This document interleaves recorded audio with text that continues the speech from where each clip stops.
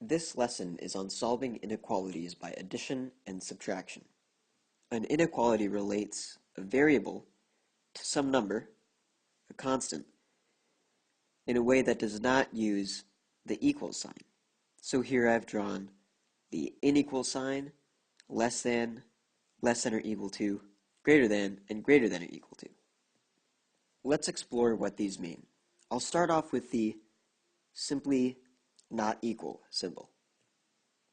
I'll draw a number line, which goes from negative infinity to infinity, and this will resemble my x value.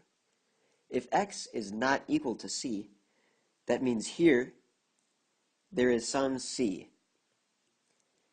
and x is equal to everything, so I can make it bold, except for c. If you don't want some specific point included, you just draw the circle and isolate that point. All that does is tell you the red that every value is x, or x can be any of these values. But in the case of c, x is not equal to c. So now let's look at the less than symbol. Here I have the number line, and if x is less than c, that means any value that comes before c on the number line, x could be any of these values, but the exception is in the case of c and beyond. So here again, c is not included in this interval, but all of the values before c are, because x is less than c. In the case of less than or equal to, it's simply the same case, except you now fill in the circle resembling c, saying that this is the endpoint of this interval. So x can still be any value before c, but it could also be exactly c. For the case where x is greater than c, we have that any value above c is something that x could be.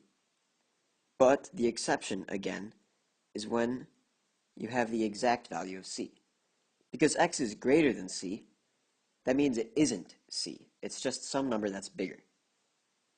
And again, for x is greater than or equal to, we simply look at the greater than graph, but fill in the circle at the point c, resembling that x could be equal to c. While I've gone over all of the inequalities here on the graph, for the case when you have an equality, x equals c, you just have the number line at c, and you circle the point, because x would be c. When describing a solution to an inequality, let's say the inequality is x is less than c, you don't usually just say this and call it your answer. What you do, rather, is you draw in your squiggly brackets, and you say there's an x such that is just a vertical line, x such that x is less than c.